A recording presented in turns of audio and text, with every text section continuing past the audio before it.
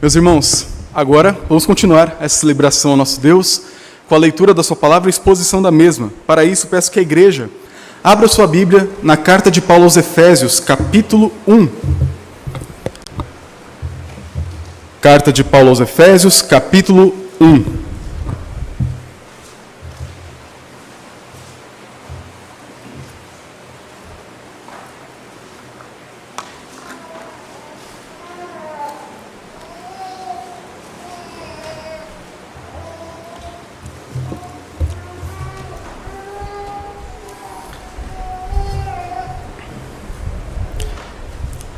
Carta aos Efésios, capítulo 1. Farei a leitura do verso 1 e do verso 2, apenas 2 versículos nessa noite. Assim diz a bendita palavra do nosso Deus. Paulo, apóstolo de Cristo Jesus, por vontade de Deus, aos santos que vivem em Éfeso e fiéis em Cristo Jesus, graça a vós outros e paz da parte de Deus, nosso Pai, e do Senhor Jesus Cristo. Meus irmãos, vamos dar início hoje a uma série de exposições na carta de Paulo aos Efésios. E para começar essa carta, precisamos ir do começo, da saudação de Paulo. Mas para podermos entrar melhor no tema dessa carta e do que veremos aqui para frente, eu queria te fazer uma pergunta, eu queria que você pensasse sobre como você responderia a ela. Quem você era? Quem você era? É muito comum perguntarmos quem você é. Talvez você até pensou que eu terminar assim a pergunta. Porque nós nos definimos muito pelo presente. Essa é a nossa tendência hoje. Especialmente quando você teve uma vida um pouco conturbada no passado, ou você encontra um amigo de infância, você costuma falar quem você é hoje. Hoje eu sou uma pessoa diferente. Hoje eu sou um adulto. Hoje eu tenho minha vida no lugar. Hoje minha vida é dessa forma. Mas, por vezes, esquecemos de lembrar quem nós éramos. O nosso passado é parte da nossa história. E olhar para o passado e olhar para o presente, e a partir daí perceber a nossa identidade, é parte essencial do nosso reconhecimento de quem nós somos. Na carta de Paulo aos Efésios, especialmente nessa passagem que irei expor essa noite, nós iremos encontrar o apóstolo Paulo nos mostrando a nossa identidade em Cristo Jesus. Uma identidade que não existe apenas com base em quem nós somos hoje, mas ela tem esse peso de quem nós somos hoje por conta de quem nós éramos no passado. Essa carta foi escrita para uma igreja, mas também para outras igrejas. A carta de Paulo, apesar de receber o nome aos Efésios, ela tinha diversas cópias da antiguidade que iam para diversas igrejas. E várias igrejas do mundo antigo, no primeiro século, receberam esta carta. Mas por que isso é importante? Justamente porque o conteúdo da carta de Paulo aos Efésios era um conteúdo universal. Quando olhamos para o Novo Testamento, nós fazemos a distinção entre evangelhos, livro histórico que temos o livro de Atos, as cartas de Paulo e então o grupo das chamadas cartas gerais. São cartas escritas para várias comunidades ou para uma comunidade não identificada. A carta aos Efésios, de certa forma, faz parte desse grupo. Ela, em seus 6 capítulos, tem o resumo central da mensagem do Evangelho para a vida da igreja. Por isso que é tão importante, por isso escolhi trabalhar esse texto de Paulo com os irmãos até o final de julho. Porque nós precisamos, irmãos, aprender a partir da palavra de Deus o que é a igreja de Cristo. Quem sou eu? Quem eu era? Quem eu sou a partir de agora e quem eu serei futuramente? Essas e outras perguntas observaremos na carta de Paulo aos Efésios. E o que podemos aprender com 2 versículos que, de forma tão natural, lemos rápido e vamos logo para o conteúdo da carta? A carta de Paulo aos Efésios é riquíssima em teologia, riquíssima em lições práticas, mas ela começa de uma forma singular. Nela nós temos, como todas as cartas da antiguidade, quem está falando, com quem está falando e o que essa pessoa deseja para esse destinatário. Simples assim. Todas as cartas da Bíblia basicamente seguem esse princípio. Porém, aqui na carta de Paulo aos Efésios, encontramos um detalhe que torna tudo diferente.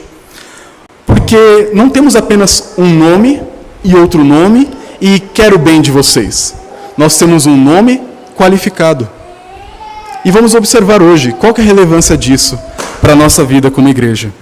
Por isso, meus irmãos, vamos ver hoje na palavra de Deus que nós estamos unidos em uma nova vida. E como isso está no texto? A passagem começa nos falando o seguinte: Paulo, apóstolo de Cristo Jesus por vontade de Deus. E a pergunta que fica: quem é esse Paulo? Talvez em uma certa vivência na igreja você já saiba a resposta. Paulo é um apóstolo. Paulo foi salvo por Jesus e prega a mensagem de Jesus. Paulo escreveu várias cartas do Novo Testamento. Porém, perceba, Paulo mostra quem ele é a partir do que Deus fez na vida dele. Porque se olharmos para o passado, para a vida que Paulo teve antes dessa carta ser escrita, ele não era nada parecido com um apóstolo. Dificilmente ele seria alguém que você conheceria como um enviado da parte de Deus para pregar o Evangelho. Porque quando olhamos para a história de Paulo no livro de Atos, encontramos ali um homem terrível, um perseguidor da igreja, um homem mau, alguém que queria acabar a todo custo com o reino de Deus. E ele fazia isso como? Auto-enganado. Paulo era um judeu, da tribo de Benjamim, um homem que foi educado desde a mais tenra idade para ser um grande mestre em Israel. Ele aprendeu com um dos melhores professores da época, o Rabino Gamaliel, alguém reconhecido na história como um dos maiores teólogos do judaísmo da sua época. Paulo era alguém extremamente capacitado, alguém extremamente capaz de abrir o Antigo Testamento e expor, de acordo com a sua escola, qual que era a mensagem de Deus para o povo de Deus. O problema é que esse Paulo não tinha conhecido esse Deus de verdade ainda. Ele conhecia a palavra, conhecia o judaísmo, achava que conhecia a si mesmo, mas ainda não conhecia o Deus que ele dizia defender verdadeiramente. Esse Paulo era um perseguidor. O livro de Atos fala no capítulo 9 que ele respirava ameaças de morte contra a igreja. Ele era como um animal selvagem. Nós logo imaginamos aquela pessoa com o nariz assim, cheio de ódio, querendo matar crente, querendo acabar com a igreja. Paulo era uma pessoa que, cheia de zelo, cheio de um conhecimento intelectual da palavra de Deus, se via capacitado e com um dever santo de, numa guerra santa, acabar com os hereges, os cristãos, que falavam que um tal de Jesus era o Messias prometido no Antigo Testamento. Falar que esse homem morreu e agora ressuscitou e reivindica ser Deus. Reivindica ser o Senhor de toda a terra e que agora manda seus discípulos desse homem morto ir por todo o mundo e fazer proselitismo. Chamar pessoas para participar dessa seita tão odiosa. Era assim que Paulo enxergava o cristianismo. Uma seita, uma heresia, que deveria ser combatida até o último cristão ou abandonar essa heresia ou ser morto. E Paulo prendeu diversos cristãos. Provocou dor e sofrimento para diversas famílias. Perseguiu homens, mulheres, crianças, famílias inteiras que professavam a fé em Jesus Cristo. Esse homem era inimigo de Deus. Um homem terrível. Ele queria acabar com a igreja. Mas o que aconteceu? Deus acabou com ele. Não dando fim à sua vida, mas à antiga vida que ele vivia. A ponto de Paulo, agora em Efésios, escrever: Paulo, apóstolo de Cristo. Qual o motivo disso? Por vontade de Deus. A vida de Paulo mudou. O inimigo se tornou amigo. O que queria destruir a igreja se tornou agora que ele edifica a igreja. Aquele que perseguia, agora é perseguido. O cantor Estênio Marços, o irmão nosso da igreja presbiteriana, escreveu uma música chamada... A chuva veio forte. Escreveu uma canção que conta a história da conversão e a mudança que houve na vida de Paulo. E a música diz o seguinte, é uma bela poesia. Que terrível cavaleiro, de armadura reluzente, como um raio vai ligeiro para matar a gente inocente. O punhal brilha amolado, zelo cego equivocado, semeando atrocidades, rega em sangue as cidades. Mas, na estrada de Damasco, cai vertiginosamente, abatido o carrasco feito uma estrela cadente, frente a frente com a glória do Jesus que perseguia. Olha, o averso da história, a mais santa ironia. Mudou, mudou. Ele agora é perseguido e sabe o que é a dor. Mudou. Vive, morre, prega e chora pelo seu Senhor. Mudou. Traz no corpo as marcas que por Cristo conquistou. Mudou. Rosto que antes aguerrido, enfim, suavizou. Mudou. Anda comovido, constrangido pelo amor. Mudou. Quando torturado, canta um hino de louvor. Mudou. E ele quer que o mundo inteiro saiba quem o transformou. Mudou. Porque muda mesmo aquele a quem o amor mudou. A vida de Paulo nunca mais foi a mesma. Porque um dia, Deus o derrubou do seu cavalo. Derrubou da sua arrogância. Derrubou da sua falsa convicção. Derrubou ele daquele zelo equivocado. Derrubou ele dele mesmo. E mostrou para ele que ele era inimigo e não amigo. Jesus, na estrada de Damasco, fala para ele: Saul, Saul, por que você me persegue? E naquela hora ele percebe que, assim como seu antepassado Saul, ele queria perseguir Davi, o descendente de Davi, o Messias prometido. E como é bom quando Deus nos derruba dos nossos cavalos. Como é bom quando Deus derruba os seus inimigos e os torna amigos. Como é bom quando Deus nos humilha e nos traz para perto de si, mesmo que através da dor. A vida de Paulo nunca mais foi a mesma, porque ele experimentou uma transformação que somente a graça confrontadora e humilhante de Deus traz na vida de uma pessoa. Paulo, por isso, pode escrever: Paulo, apóstolo de Cristo Jesus, por vontade de Deus. É só pela vontade de Deus que pessoas como Paulo, pessoas como eu e você, podem ser agora amigos de Deus. Somente quando a graça entra na nossa vida e reverte tudo aquilo que existia dentro de nós, todas as nossas certezas e convicções, nós podemos experimentar a nova vida em Deus. E perceba o que Deus fez com Paulo. O humilhou, o derrubou da sua convicção, mas também o chamou e o enviou. Aquele que antes era inimigo, agora é apóstolo. Aquele que é enviado para gastar cada segundo da sua vida, cada gota do seu sangue, em favor daquele que um dia ele tentou destruir. Essa é a mudança que Deus fez em Paulo. Por isso que ele fala: Paulo, apóstolo de Cristo Jesus. Mas o texto continua e nos mostra também com quem ele estava falando. Não era apenas Paulo que teve a sua vida transformada, mas também os efésios. O texto nos diz: aos santos que vivem em Éfeso e fiéis em Cristo Jesus. Essas pessoas aqui de Éfeso, pareciam muito crentes, pessoas maravilhosas. Mas se olharmos para o capítulo 19 do livro de Atos dos Apóstolos, veremos quem eles eram. Idólatras. Pessoas que odiavam a mensagem do Evangelho. A cidade de Éfeso era uma cidade muito próspera, talvez o mais parecido que nós tínhamos na época com São Paulo. Uma cidade onde tinha pessoas do mundo inteiro. Pessoas de todos os lugares vinham a Éfeso para adorar a deusa Diana, aquela que inspirou a Mulher Maravilha, adorar a deusa Diana, prestar a ela culto no maior templo que existia no mundo, essa deusa, comprar os seus ídolos para levar para casa, oferecer sacrifícios para ela, mas não somente isso. Na igreja de Éfeso, o misticismo, o ocultismo era muito forte, a ponto de quando Paulo pregou o evangelho lá, várias pessoas se converteram, trouxeram seus livros chamados de bruxaria para o centro da cidade e os queimaram numa fogueira. Não foram vender eles num sebo. Destruíram completamente aqueles materiais caríssimos. Eles tiveram um prejuízo que talvez nunca mais em sua vida conseguiriam reverter, mas aquele prejuízo para aqueles irmãos foi lucro. Quando o evangelho chegou em Éfeso, idólatras se renderam a Cristo. Quando o evangelho chegou em Éfeso, pessoas que buscavam esperança no ocultismo, em saberes de seres espirituais malignos e mortos, encontram agora no morto que ressuscitou sua única esperança. Quando o evangelho chega em Éfeso, judeus que, assim como Paulo, odiavam o cristianismo, encontram ali a solução do problema que sempre esperaram encontrar no final do Antigo Testamento. Quando o evangelho chega em Éfeso, pessoas gentias e judias são transformadas em parte da família do Senhor. Tanto que ele não chama eles de irmãos que moram em Éfeso somente. Chama eles, em primeiro lugar, de santos. E o que significa ser santo?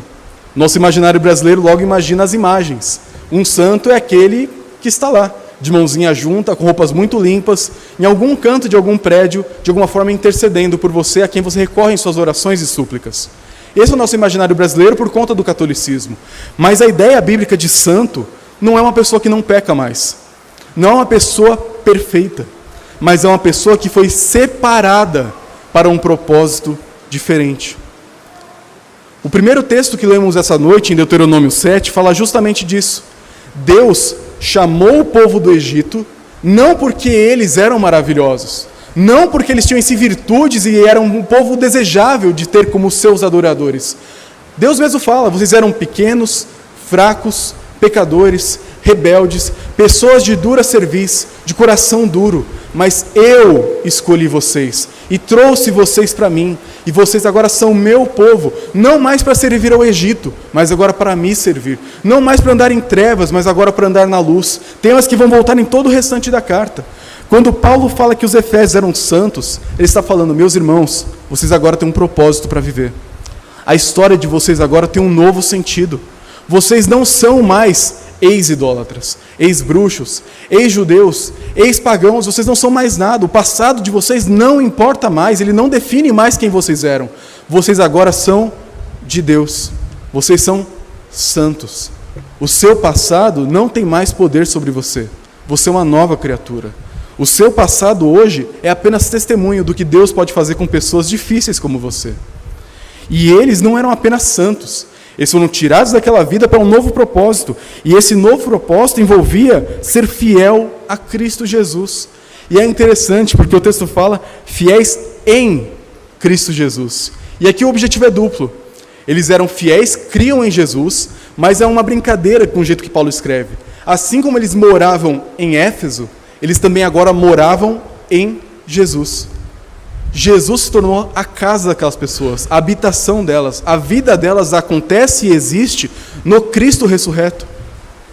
E essa mensagem, meus irmãos, é fundamental para todo homem, mulher, criança, idoso que já pisou na face da terra. É a mensagem mais básica, a mensagem do Evangelho. Nós temos origens distintas. Talvez você tenha sido até aqui como o apóstolo Paulo, alguém que sente raiva de crente. Eu não suporto crente. Eu não suporto esse povo evangélico. E olha, eu te entendo. Tem uns irmãos nossos que fazem por merecer, tem igrejas que, olha, só trazem vergonha para o nome de Cristo. Eu te entendo. Não somos perfeitos de verdade. Mas talvez essa raiva tenha que ser vencida hoje. Talvez essa animosidade contra um Deus que chama pessoas de todas as origens para fazer parte de um novo povo seja... Então, se você tem uma origem, se você tem dificuldade com os evangélicos, como eu disse, eu te entendo. É difícil gostar desse povo. E olha que eu faço parte desse povo desde que eu nasci. É difícil fazer parte da igreja. É difícil gostar de crente. Porque são pessoas imperfeitas. Pecam. Que apesar de serem chamadas de santas na palavra de Deus, ainda tem muita coisa para resolver na sua vida. Talvez essa seja a sua história. Talvez você ainda não tenha tido esse encontro com Cristo e o seu passado ainda te define. Mas não precisa ser assim. Para Paulo, custou muito caro deixar o seu passado para trás, deixar o judaísmo, o prestígio, reconhecimento, títulos, mérito, tudo que ele tinha. Ele diz em uma das suas cartas que ele considera aquilo esterco, comparado com o que ele conseguiu em Cristo Jesus. É difícil abrir mão, mas quando você percebe o que Deus te oferece, vale a pena. Talvez essa seja a sua história hoje. Você tenha dificuldades sérias com o cristianismo, sérias com a igreja, sérias com o crente, talvez tenha sofrido em igrejas, e isso acontece infelizmente. Talvez tenha passado por igrejas chamadas até de tóxicas por aí, uma liderança abusiva, que extorquiam financeiramente, pessoas com relacionamentos vazios, pessoas hipócritas. E eu entendo, infelizmente isso existe. Mas saiba que não é para isso que Deus nos chamou. Deus chamou a sua igreja para ser um povo santo, um povo que apesar dos erros do passado, caminha buscando diferença a cada dia. Se essa é a sua história, chegou a hora de mudar. Chegou a hora de se render a Cristo, assim como Paulo. Talvez de uma maneira ruim. Para Paulo não foi gostoso se render a Cristo. Foi humilhante, foi um processo, causou choro, causou mudança de tudo aquilo que ele acreditava. Mas foi a melhor coisa que aconteceu na vida dele. Talvez a sua história já seja diferente. Talvez você já tenha conhecido a Cristo e hoje você faz parte desse povo santo. Um povo que hoje habita em Cristo e tem nele a sua única esperança. Essa é a nova vida para a qual Ele te chamou. Uma vida não de perfeição nessa vida, ainda que nós a busquemos. Uma vida não de total isenção de problemas. Nós temos problemas. Mas uma vida marcada pela presença em Cristo Jesus. Se você já é crente em Cristo Jesus, você tem uma esperança que te sustenta nos momentos mais difíceis. Se você é crente em Cristo Jesus, o seu propósito foi redefinido. Seu propósito não é enriquecer simplesmente. Isso é bom, mas pode não acontecer. Seu propósito não é ter uma família maravilhosa de comercial de margarina. Talvez isso não aconteça com você. Seu propósito hoje não é ser a pessoa mais feliz da face da terra porque você conquistou todos os seus sonhos. Isso pode não acontecer, mesmo sendo crente. Mas se você tem essa nova esperança, essa fé em Cristo Jesus vai ser tudo o que você precisa. Vai ser aquilo que te basta. Vai ser aquilo que vai te sustentar nos momentos mais difíceis. Porque é isso que nós temos em Cristo Jesus. Uma nova vida. Uma vida na qual você é separado do mundo e trazido para perto de Cristo. Uma vida na qual você é trazido para uma nova esperança, para um novo propósito. Por isso, a carta de Paulo aos Efésios nos chama para isso, para uma nova esperança. Para aqueles que estavam longe, como os Efésios e Paulo. Para aqueles que já estavam perto, como a igreja que recebeu essa carta. Para todas essas pessoas, a esperança em Cristo Jesus. E o texto termina com o versículo 2 dizendo o que Paulo queria para aquela igreja. Porque até aqui só falamos de quem estava ouvindo e de quem estava falando. Mas o texto diz: graça a vós outros e paz da parte de Deus, nosso Pai, e do Senhor Jesus Cristo. E a gente até eu costumo dizer no começo das pregações, graça e paz, igreja. E parece uma saudação tão corriqueira. Mas o que significa graça e paz de verdade? Significa que Paulo, e eu também quando digo isso, que vocês desfrutem da graça de Deus. O que é a graça de Deus? É o fato de Deus livremente querer enviar seu Filho ao mundo por uma raça de pecadores, fazer com que seu Filho morresse a morte mais horrível numa cruz de forma humilhante, para que pessoas como nós tivéssemos esperança nele. Isso é graça. É Deus fazer aquilo que nós não merecíamos, nos dar um presente que nós não merecíamos, porque Ele simplesmente quis, porque Ele simplesmente nos amou.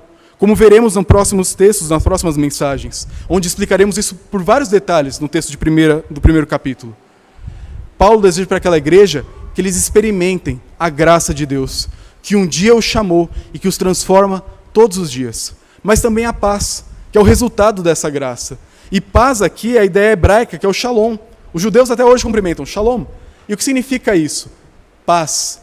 E é aquela paz de que tudo está no devido lugar, que Deus determinou, funcionando do jeito que Deus queria, desfrutando das bênçãos de estar no lugar que Deus quer, do jeito que Deus quer, funcionando da maneira que deve funcionar. E não dá para ter essa paz fora de Jesus. Fora de Cristo você pode ter alívio, tranquilidade, vida sossegada, uma boa aposentadoria e férias maravilhosas, mas paz você nunca vai ter. E espero te desapontar de verdade com isso. Porque muitas pessoas andam uma vida inteira procurando paz, esse tipo de paz no mundo. E o mundo não dá essa paz. Jesus disse no Evangelho de João: a minha paz vos dou. E eu não dou como o mundo dá. A paz do mundo é uma paz passageira, mas a paz de Cristo é a paz de nós sermos tirados dessa vida maldita, debaixo do pecado, da dor e do diabo, e trazidos para os pés do Redentor. Quando nós somos trazidos das trevas para a luz, desfrutamos da verdadeira paz. A paz de mesmo em meio à dor e sofrimento, sabemos que a nossa esperança não é abalada. Uma paz na qual o meu passado, os erros que eu cometi, por piores que eles tenham sido, não precisam me definir mais. Quem eu era não é mais quem eu sou. A partir de agora, eu estou em Cristo Jesus e minha esperança é outra. Não dá para ter paz fora de Jesus. Não dá para ter alívio para a alma se você ainda não se entregou a Cristo Jesus. Por isso, concluo com essa parte, nós precisamos disso. Você que ainda não entendeu isso, você precisa mais do que você imagina, do favor de Deus na sua vida, a mudança de Deus no seu coração, o perdão dos pecados que você cometeu, continuou cometendo e ainda vai cometer, porque a cruz de Cristo é para tudo isso. Não é só pelo que você fez, mas tudo que você vai fazer. Jesus não foi enganado quando morreu pelo seu povo. Ele não morreu na cruz pensando que a gente ia mudar. Ele morreu para que nós mudássemos. Mas ele morreu por todos os nossos pecados que nós ainda viríamos a cometer. Nós não pegamos Jesus de surpresa. Ele não vai acordar um belo dia no céu, falar, bom dia, pai. E o Deus Pai vai falar para o filho, olha, você não vai acreditar no que o Gunther fez. Não.